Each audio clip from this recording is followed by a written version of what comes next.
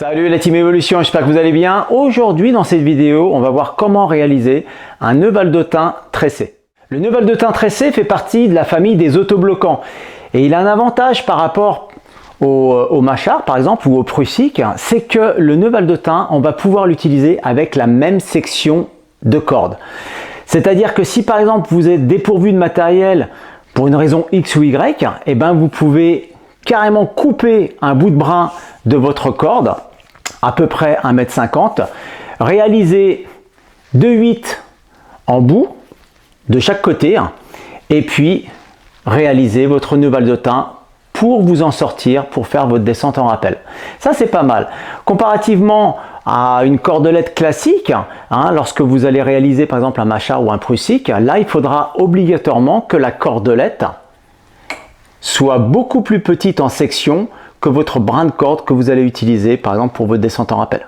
Alors pour la réalisation du nœud baldotin tressé, je vais utiliser une cordelette, voilà, cordelette simple en diamètre 6 ou 7 mm et je vais effectuer et réaliser deux nœuds en 8 sur les extrémités. Voilà, ça va me donner ça. Pour réaliser votre nœud en 8, faites-le le plus proprement possible. Je vous fais voir juste la démo pour que ça soit clair. Vous allez récupérer à peu près voilà, deux longueurs de main, une, deux, tac, environ. Et puis là, très simplement, vous allez tourner autour, tourner encore et repasser à l'intérieur. Voilà, tac, pour réaliser votre 8. Faites attention à une chose très importante ici. Voilà, ce qui se produit quasiment à chaque fois que vous faites un nœud, c'est qu'il ne faut pas que ça se chevauche. Vous voyez, il faut que ça soit parallèle là, tac, parallèle ici. Et puis là, ici, bien sûr, devant, c'est pas parallèle. Donc on va mettre tout ça au clair. Voilà, il y a juste celui-ci à faire tourner. Faire passer celui-là là. Tac. Et voilà. Tac, voilà. Là, vous voyez, tout est parallèle. Je vais vous faire voir juste ici. Voilà, vous avez les brins qui sont vraiment bien parallèles. Et il n'y a pas, ça ne se chevauche pas. Voilà. Au niveau de la boucle ici, c'est pas la peine de laisser trop grand. Du moment que vous arrivez à rentrer votre doigt à l'intérieur, ça va très très bien. Et puis pour la longueur, à la sortie de votre nœud en 8, vous pouvez laisser environ entre 3 et 5 cm. Après, si jamais ça dépasse un peu trop, vous pouvez éventuellement mettre un petit morceau de scotch pour pas que ça vous gêne.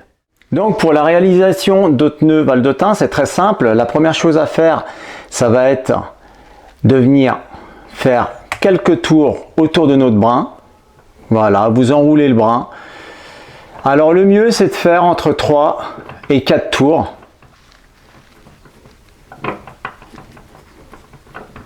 Voilà, on en a 1, 2, 3, 4 à peu près. Voilà, on va s'arrêter là. Ça, c'est la première étape.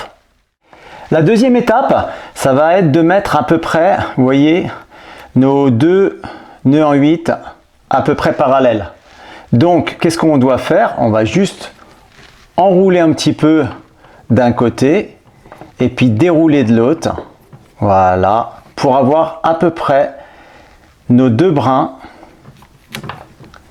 parallèles. Voilà, comme ceci. Une fois qu'on a effectué nos tours autour du brin, eh ben c'est très simple, il va falloir tresser. Donc on va commencer par prendre le brin qui vient du haut, on va le passer devant, tac ici, et je le bloque. Celui qui est derrière, je le fais passer sur ma gauche, et on continue. Tac, derrière, voilà, devant, derrière, devant, et puis ensuite on arrive gentiment vers les deux boucles et à ce niveau là on va juste finir en y mettant un mousqueton de sécurité. Et là, votre nœud baldotin, il serre. Donc mon nœud baldotin, il vient de se bloquer. Et pour débloquer, pour pouvoir descendre, j'ai juste à mettre pouce et index et à faire coulisser gentiment. Voilà, il n'y a rien de plus sorcier que ça. Ensuite, pour le faire remonter, je peux le prendre de pleine main. Et puis rebelote, je peux réaliser la même opération pour pouvoir descendre. Il faut savoir que ce nœud baldotin, je viens de le réaliser sur une corde à simple, mais il est aussi possible de le réaliser sur une corde à double. La même chose sur une corde à double. Et c'est le même principe. Pour le débloquer, pouce index et on descend. Et pour le remonter, on le prend en pleine main et on le remonte. Tac. Et bien voilà, cette vidéo est terminée. Sachez que vous pouvez aussi réaliser ce nœud baldotin à l'aide de sangles. Moi j'aime bien utiliser des sangles qu'on trouve en commerce comme celle-ci, qui servent à rallonger un point lorsque vous êtes en train de faire de l'escalade pour éviter le tirage. Voilà.